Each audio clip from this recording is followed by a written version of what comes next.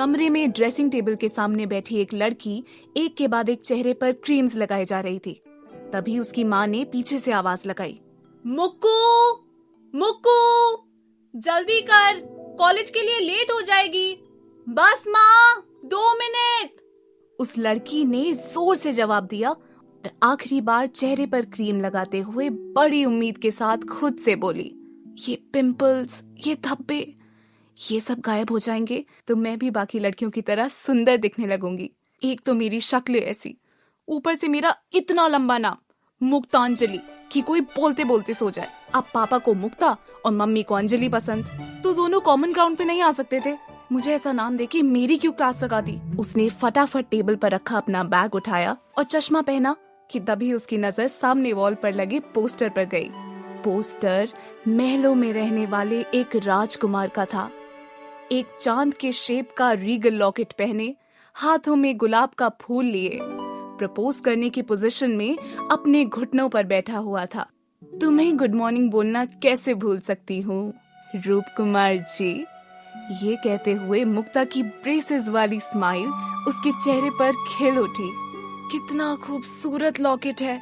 इस moon locket को देखकर तो ऐसा लगता है कि इसे पहनने वाला कितना हैंडसम होगा।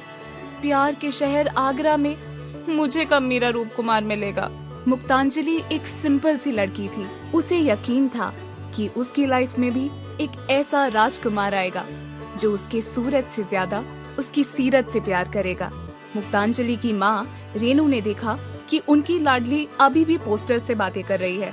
वो सर पे हाथ रखते हुए बोली, मुक्कू तुम्हें बचपन में कहानी क्या सुना दी? तुमने तो इस कहानी को ही अपनी जिंदगी बना ली। उसी वक्त मुक्तांजलि की दादी जी भी हाथ में अगरबत्ती लिए वहाँ आ पहुँची और उसे ताने मारते हुए बोली, अब जल्दी जा, तेरा पोस्टर वाला राजकुमार तुझे कॉलेज छोड़ने नहीं जाएगा। मुक्तांजलि ने हड़बड़ी में एक बार फिर उस पोस्टर को देखा और फिर शीशे में खुद को देख अपना चश्मा ठीक कर वहाँ से निकल गई। कितने सालों से ना जाने कौन कौन सी क्रीम लगाई इसने, पर कोई फायदा हुआ? बस पैसा बर्बाद। राम जाने कौन करेगा शादी इससे। रेनू को अपनी बेटी की शिकायतें सुनना अच्छा नहीं लग रहा था, इसलिए उसने अपनी मुक्कू की तरफदारी करते हुए कहा, माँ जी, इतना होने के बावजूद भी अपने कॉलेज और पढ़ाई का खर्चा तो वो खुद उठा ही लेती है ना?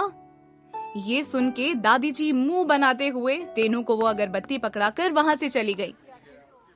कॉलेज की बेल बजते ही कॉरिडोर में इधर उधर टहल रहे स्टूडेंट्स के बीच हलचल मच गई। भीड़ के बीच से जगह बनाकर क्लास की तरफ जाती मुक्ता अचानक किसी से टकरा गई। उसकी कॉलेज आने की इकलौती वजह आयुष कॉलेज का सबसे पॉपुलर और सबसे हैंडसम लड़का था। कॉलेज की सभी लड़कियों का क्रश और मुक्ता का एक तरफा प्यार।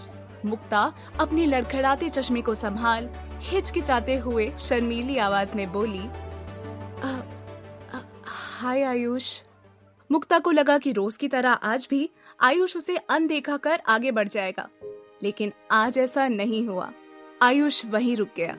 उसकी सुंदर भूरी आंखें खुद पर टिकी देख मुक्ता की धड़कनें अचानक तेज हो गईं और मानो वो एकदम कहीं खो सी गई।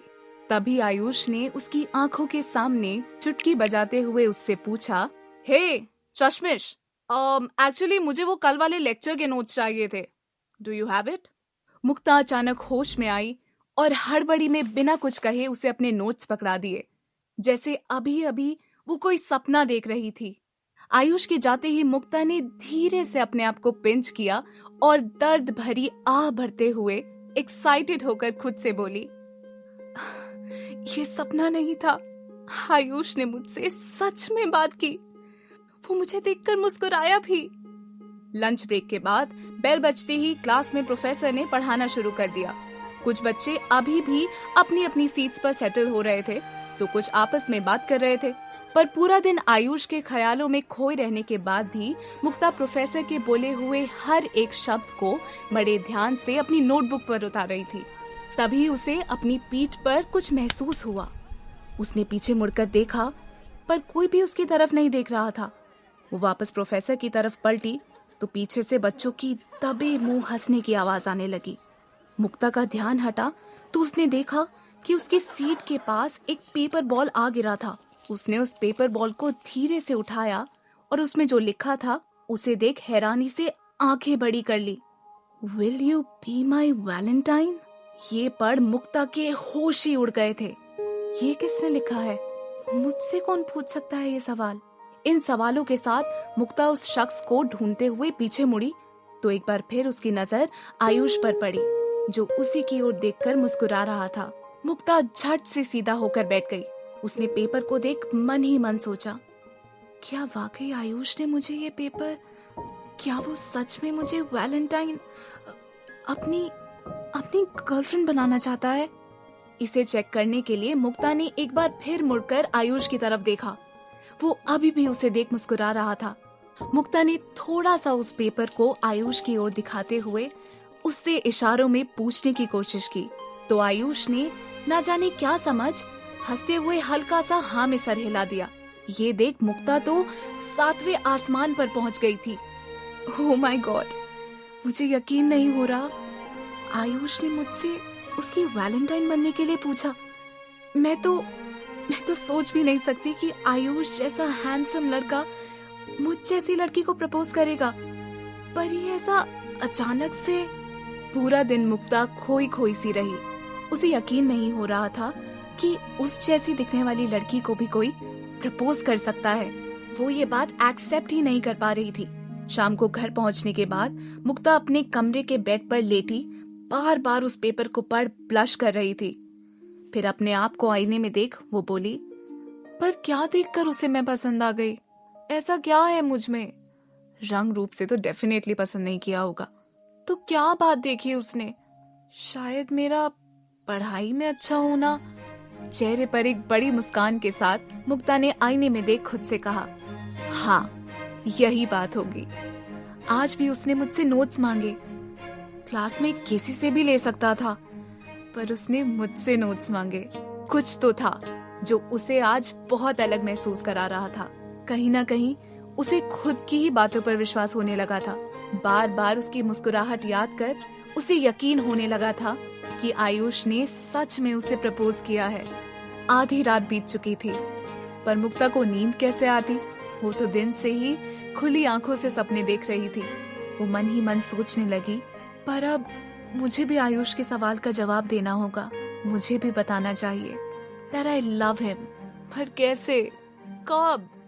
आयुष ने मुझे अपनी वैलेंटाइन बनने के लिए पूछा है ना, तो उसे इस सवाल का जवाब भी वैलेंटाइंस डे पर ही मिलेगा, यानी कि परसों। आगरा के जाने माने कॉलेजेस में से एक एमजी कॉलेज था, जहां मुक्तांजलि पढ़ती थी।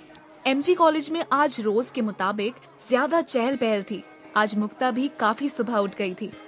नई ड्रेस, नई सैंडल, पूरी मेहनत से किए गए मेकअप के साथ मुक्ता कॉलेज के गेट पर खड़ी इस बात पर तो कॉन्फिडेंट थी कि वो आयुष के लिए क्या फील करती है, लेकिन इस बात से बहुत नर्वस थी कि वो अपनी ये फीलिंग्स कैसे एक्सप्रेस करे। कॉलेज के अंदर कॉरिडोर में चलते चलते मुक्ता ने बहुत सी लड़कियों के हाथ में गुलाब के फूल देखे। उन्हें देख वो खुद से बोली, इन्हें देखकर लगता है मैं कितनी लकी हूँ। भले ही आयुष ने मुझे मेरी लुक्स के लिए नहीं पसंद किया, पर कम से कम आज तो मैंने अपनी पूरी कोशिश की है इन दाग धब्बों को हटाने के लिए। वैसे आयुष है कहाँ? आयुष क्लासरूम के पास ही अपने दोस्तों के साथ खड़ा था। ब्लैक शर्ट और ब्लू जीन्स पहने वो आज और भी स्मार्ट दिख रहा था। मुक्ता क्लास के पास आते ही उसे देख नर्वस हो गई और वापस पलट गई। ओह गॉड, आयुष तो कितना स्मार्ट। नहीं, आज तो बोलना ही पड़ेगा। उसने बैग में से एक लाइट पिंक कलर का एनवेलप और वो पेपर निकाला और फिर अपना चश्मा ठीक करते हुए वापस पलटकर आयुष की ओर जाने लगी। उसके पास आकर मुक्ता धीमी आवाज में नर्वसली बोली, आयुष और उसके दोस्त मुक्ता को देख कंफ्यूज हो गए। मुक्ता ने आयुष की तरफ देखा और अपने हाथ में लिए उस लेटर को और पेपर को आगे बढ़ाते हुए कहा, yes Ayush, I will be your Valentine. Mukta के ये कहते ही तीनों लड़के शॉक्ड हो गए और बहुत ही कंफ्यूज्ड होकर उसकी तरफ देखने लगे। यूं तो मुक्ता को लगा था कि उसके जवाब से आयुष खुशी से उसे गले लगा लेगा, सबके सामने उसे अपनी गर्लफ्रेंड कहेगा।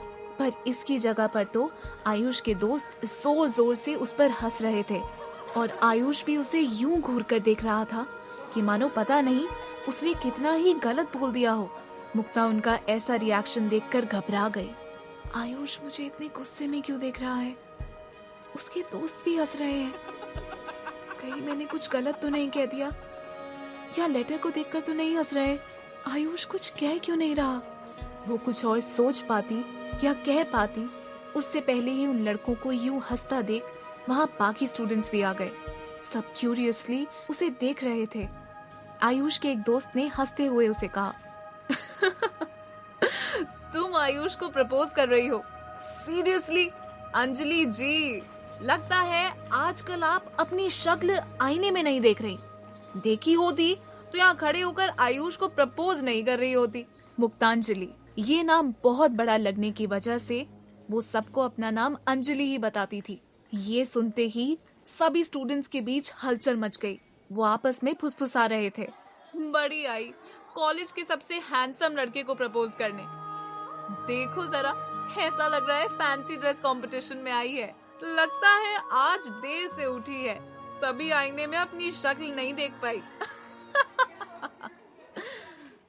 ये सब देख मुक्ता ने झट से वो पेपर खोला और आयुष को दिखा, घबराते हुए पूछा, आयुष तुमने ही तो ये पेपर, ये तुमने ही तो पूछा था।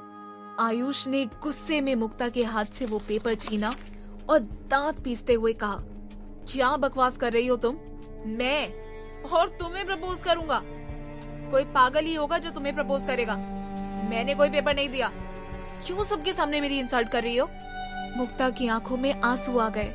वो घबराते हुए बोली, पर मैंने तुमसे पूछा था, पेपर हाथ में दिखाकर। तब तो तुमने हाँ में सर हिलाया था, वो भी स्माइल करते हुए। आयुष फ्रस्ट्रेट होकर बोला, अरे यार, उस दिन किसी ने पेपर पे इडियट लिखकर तुम्हारी बैग पर चिपकाया था। मैं तो वो देखकर हंस रहा था। जब तुमने पेपर का इशारा किया, मुझे लगा तुम उस बारे में बात कर रही हो, इसलिए मैंने ऐसा किया। मुझे तो अभी अभी पता लगा कि तुम्हारा नाम समथिंग अंजलि ऐसा कुछ तो है। ये सुनकर मुक्ता को एक और बड़ा झटका लगा। उसने आसपास देखा तो सब उसका मजाक उड़ा रहे थे। इतने में मुक्ता की आंखों से आंसू झलक उठे। घबराहट से उसके माथे पर पसीने आने लगे थे। तभी वहाँ सुनैना और रिया आ गए। एक कॉलेज की सबसे अमीर और दूसरी सबसे हॉट। उनके आते ही सब वहाँ से एक कदम पीछे हट गए। रिया ने पहले मुक्ता को ऊपर से नीचे तक देखा और फिर उसके हाथ से वो पेपर छीनकर बड़े ही स्टाइल में बोली, I know what you talking about. जितना सोचा था उससे ज्यादा ही मजा आया, राइट सुनैना? सुनैना और रिया पूरे कॉलेज में यही दो लड़कियां थी जो मुक्ता को सबसे ज्यादा बुली करती थी। सुनैना ने हंसते हुए कहा, राइट रिया, इसका चेहरा तो देखो, डर से बेचारी की आवाज भी नहीं निकल रही है। इसने सोचा भी कैसे आयुष इसे सच में प्रपोज करेगा। वैसे क्या है तुम्हारे इस पिंक एनवलप में? ये कहते हुए उसने मुक्ता के हाथ से उसका एनवलप छीना और जोर जोर से उसमें लिखी बात पढ़ने लगी। डियर आयुष, मैं तुम्हें कॉलेज के पहले दिन से पसंद करती हूँ। सीरियसली, अगली डगली फर्स्ट डे से तुम आयुष के पीछे पड़ी हो। मुझे खुशी हुई कि तुम भी मुझे पसंद करते हो। आज मेरे लिए बहुत खास दिन है। उम्मीद है कि तुम्हारे लिए उतना ही खास होगा। लव। और एंड में मुक्तांजलि का मुक्ता फटकर सिर्फ अंजलि बचा था। इसे सुन सब दोबारा मुक्ता पर हंसने लगे। सुनैना ने उसके सामने ही उस लेटर के टुकड़े कर उसके मुंह पर फेंक दिया। You are such a loser. ये कह आयुष वहां से चला गया। मुक्ता भी रोते हुए वहां से जा रही थी कि तभी रिया ने उसका हाथ तेजी से पकड़ लिया और बोली, अरे वैलेंटाइन गिफ्ट तो ले लो। मुक्ता ने खुद को छुड़ाने की कोशिश की, पर इतने में सुनैना ने अपने बैग से एक रेड मार्कर निकाला और उसके माथे पर बड़े अक्षरों में लूजर लिखकर दिल बना दिया। परफेक्ट, अब हुआ ना सेलिब्रेशन, हैप्पी वैलेंटाइंस डे। ये कह रिया और सुनैना वहां से मुस्कुराते हुए चली गई। एक पल के लिए मुक्ता को लगा जैसे उसकी आंखों के सामने अंधेरा सा छा रहा है, पर फिर वो किसी तरह खुद को संभालते हुए वहां से बिना क्लास अटेंड किए ही चली गई। जाते जाते किसी लड़के ने पीछे से कहा, लगता है अब फाइनली ये शीशे में अपनी शक्ल देखने जा रही है। चलो अच्छा है, हम तो सेफ है भाई। तभी क्लास की बेल बजी और प्रोफेसर के आते ही सब अपनी अपनी क्लास के लिए रवाना हो गए। मुक्ता के लिए ये सब कुछ सहन कर पाना, लोगों को फेस कर पाना बहुत मुश्किल हो रहा था। सबसे छुपने के लिए वो कॉलेज के टेरेस पर आ गई थी। वहां आते ही वो जोर जोर से रोने लगी। मेरे साथ ही क्यों? मैंने ऐसा क्या गलत किया? सब मुझसे इतनी नफरत क्यों करते हैं? ये कहते कहते वो हड़बड़ी में अपने माथे को हाथ से ही रगड़कर साफ करने लगी। उसका पूरा मेकअप फैल चुका था। कुछ ही देर में उसके मोबाइल में मैसेज टोन बजी। उसने खोलकर देखा तो कॉलेज के ग्रुप में एक वीडियो आई थी जहां उसके माथे पे लूजर लिखा जा रहा था। मुक्ता ने उस वीडियो को देखते ही जोर से अपना फोन दूर फेंक दिया और पागलों की तरह रोते हुए बोली, ये वीडियो, ये सब क्यों हो रहा है? मैं क्या करूं? सही कहते हैं सब, लूजर ही हूं मैं। मुझे ऐसी लाइफ नहीं चाहिए। ये चेहरा तो मैं नहीं बदल सकती, पर हाँ, एक चीज है जो मैं कर सकती हूँ। वो अपने आंसुओं को पोंछ कांपते हुए टेरेस की रेलिंग के ऊपर जाकर खड़ी हो गई। रेलिंग से उसे सब साफ साफ दिख रहा था। आज कॉलेज में हाफ डे था तो सभी बच्चे खुशी खुशी कॉलेज की गेट से बाहर जा रहे थे, पर किसी का भी ध्यान मुक्ता पर नहीं गया। मैं अपना चेहरा तो नहीं बदल सकती, अब शायद मुझे खुद से भी कोई शिकायत नहीं होगी। ये कहते हुए उसने अपनी आंखें बंद की और अपना एक कदम बेखौफ रेलिंग के आगे बढ़ा दिया। एक पल के लिए मुक्ता के मन में सब थम सा गया, पर अगले ही पल किसी ने उसकी बाहें पकड़ उसे वापस खींच लिया। इससे पहले कि वो कुछ समझ पाती, वो लड़खड़ाकर उस शख्स के ऊपर गिर पड़ी और तभी धीरे से उस शख्स ने बहुत ही प्यार से मुक्ता को किस कर लिया। उस पल के लिए दोनों ठहर से गए, पर फिर जैसे ही मुक्ता को होश आया, वो चिल्लाकर बोली, तुम्हारी हिम्मत कैसे हुई? तुम्हें पता है मैं ब्लैक बेल्ट हूँ? इतने में ही वो लड़का उसके सामने झुककर बैठ गया और बहुत ही सहजता से बोला, मिस ब्लैक बेल्ट, तुम्हारी इस स्टुपिडिटी को रोकना भी तो जरूरी था, पर आज जो हुआ वो दोबारा नहीं होना चाहिए। मुक्ता को कुछ भी समझ नहीं आ रहा था। उसने एक बार अपनी आंखें मींजी, पर उसका चश्मा कहीं जमीन पर गिरा था तो उसे वो लड़का बिल्कुल धुंधला सा ही दिख रहा था। कौन हो तुम? And how dare you? धुंधला दिखने की वजह से मुक्ता उसके गले में लटक रहे चांद की शेप के लॉकेट को ही देख पाई, जो लॉकेट उसके घर पे लगाए पोस्टर में भी था। आखिर ये था कौन?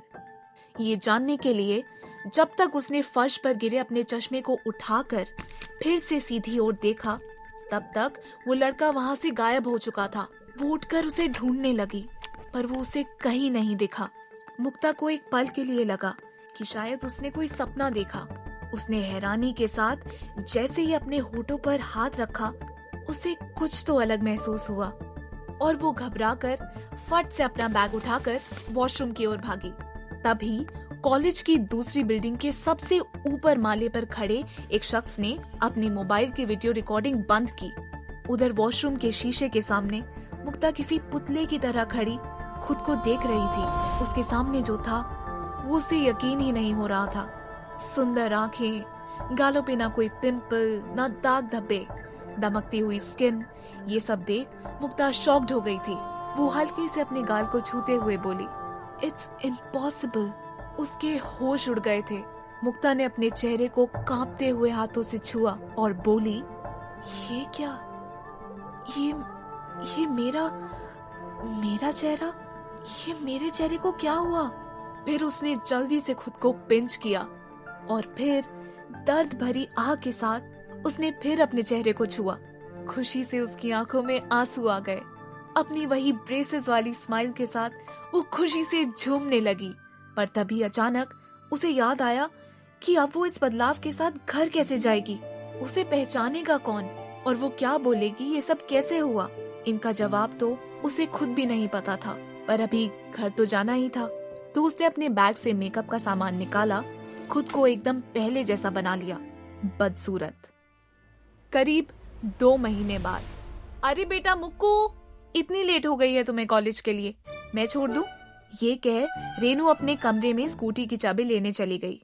ब्रेकफास्ट के लिए बैठी मुक्ता पराठे का आखिरी कौर खाते हुए चिल्लाकर बोली, माँ रहने दो, मैं चली जाऊंगी, आपको परेशान होने की जरूरत नहीं है, बाय, अपना ख्याल रखना।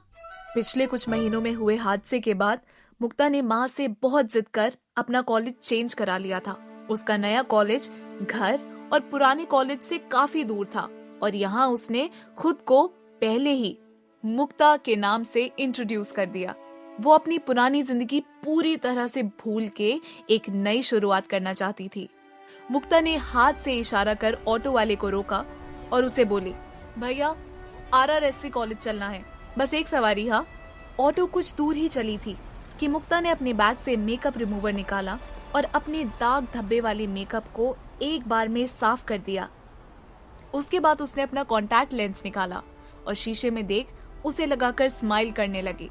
वो बहुत ही खूबसूरत लग रही थी और अब तो उसके दांतों से ब्रेसेस भी हट गए थे। कॉलेज में एंट्री लेते ही सभी लड़के मुक्ता की ओर देखने लगे। उसकी दोस्त काव्या उसके पास आई और बोली, यार तू वीकेंड में पार्टी में क्यों नहीं आई? कितना मिस किया मैंने तुझे। पढ़ रही थी क्या? हाँ यार, एग्जाम्स भी तो आने वाले हैं ना, तो बस वही, मुक्ता ने हल्का मुस्कुराकर कहा। इतने में उनकी बात सुनते हुए पीछे से आकर उनका एक और क्लासमेट प्रखर कॉरिडोर में उनके साथ साथ चलते बोला, वैसे मिस ब्यूटी विद ब्रेन्स, मैंने सुना है कोई और भी है जो पार्टी में नहीं आया। काव्या मुस्कुराते हुए उससे पूछी, कौन? अरे वही जो तुम्हारी दोस्त पर लट्टू है। प्रखर तफरी लेते हुए बोला तो मुक्ता बोले, ऐसे कैसे लट्टू है? बिना मुझे जाने ही लट्टू हो गया। अब अगर आप पार्टी में आती तो उसको पता चलता कि ना जाने और कितने आप पर लट्टू हैं। प्रखर उसे चिढ़ाते हुए वहां से चला गया। काव्या हंसते हुए मुक्ता से बोली, इसकी बात पर ध्यान मत दे, एक नंबर का पागल है। मुक्ता भी उस बात को मजाक में लेकर हंसते हुए अपनी क्लास में चली गई। लंच ब्रेक में अक्सर दूसरी लड़कियों के टेबल पर मुक्ता के बारे में बातें होती थी। कई उसकी तरह भी बनना चाहती थी तो कई उससे जलती भी थी। पर आज उनके पास एक और टॉपिक था। क्लासेस अटेंड करके मुक्ता अपना शेक लेकर कैफेटेरिया में आकर बैठ गई। उसके आते ही सब उसे नजरें चुराकर देख रहे थे, जैसे कुछ तो होने वाला था। अचानक कैफेटेरिया की लाइट चली गई और सभी हूटिंग करने लग गए। मुक्ता ने भी जैसे ही अपने आसपास देखने के लिए मोबाइल का टॉर्च ऑन किया, वो सामने देख डर कर चौंक गई। Oh my God! इतने में कैफेटेरिया की लाइट वापस आ गई। मुक्ता के सामने एक लाइट ब्लू कलर जीन्स और व्हाइट शर्ट में एक लड़का हाथ में रोज के बुके के साथ बड़े से दिल वाले बलून को पकड़ अपने घुटनों पर बैठा था। पीछे से एक लड़का गिटार बजा रहा था तो बाकी के 6-7 लड़के खड़े होकर कोरस में गा रहे थे, बेख्याली में भी तेरा ही ख्याल आए। वो लड़का था मिहिर रायचंद, जिसने मुक्ता के नए कॉलेज में आने के फर्स्ट डे से ही उसे अपना क्रश बना लिया था। वो RRSV कॉलेज का सबसे हॉट एंड हैंडसम लड़का था। कॉलेज की सभी लड़कियां उसके एटीट्यूड और लुक्स पर मरती थी, पर किसी की जल्दी उससे बात करने की हिम्मत नहीं होती थी। मिहिर सीधे मुंह किसी से जल्दी बात जो नहीं करता था, पर कैफेटेरिया में उसे सारे स्टूडेंट्स देखकर दंग थे। कि क्या ये वही मिहिर था जो एक लड़की के सामने घुटनों पर बैठकर रोमांटिक गाना गा रहा था। तभी मिहिर वो बुके और बलून मुक्ता के पास बढ़ाते हुए बोला, will you be my girlfriend Mukta? इस सवाल को सुन मुक्ता तो खो ही गई। वो सोचने लगी कि कहाँ पिछले कॉलेज में सब उसका मजाक उड़ाते थे और यहाँ आज लाइफ ने कैसा यू टर्न ले लिया। उसे कई समय बाद सुकून का एहसास हुआ था। उसे इस कॉलेज में वो सब कुछ मिल रहा था जिसके लिए अब तक वो तरस गई थी। लोगों का प्यार, दोस्त, रिस्पेक्ट, आइडेंटिटी, और अब तो कॉलेज के सबसे हैंडसम लड़के ने उसे प्रपोज भी कर दिया। शायद यही उसका राजकुमार था। ये सोच वो इमोशनल हो गई। मुक्ता ने गहरी सांस भरी और आंखें बंद कर प्यारी सी मुस्कान के साथ कहा, मिहिर। इतने में उसे छोड़ कैंटीन में मौजूद सभी स्टूडेंट्स के मोबाइल पर एक के बाद एक मैसेज टोन बजने लगा। तभी पीछे से कोरस गाने वाला एक लड़का जल्दी से मिहिर के पास आकर उसे अपने मोबाइल पर कुछ दिखाने लगा। अभी तक वहां खड़े सभी लोग जो बेसब्री से मुक्ता के जवाब का इंतजार कर रहे थे, वो उसे अजीब तरह से देखने लगे। उस मैसेज को देखते ही मिहिर के हाथ से वो बुके नीचे गिर गया और वो गुस्से में खड़े होकर मुक्ता को मोबाइल स्क्रीन दिखाते हुए बोला, व्हाट इज दिस मुक्ता? मुक्ता ने जब मोबाइल की तरफ देखा तो उसके भी चेहरे की हवाइयां उड़ गईं। उस वीडियो में वो अनजान लड़का मुक्ता को छत पर किस कर रहा था।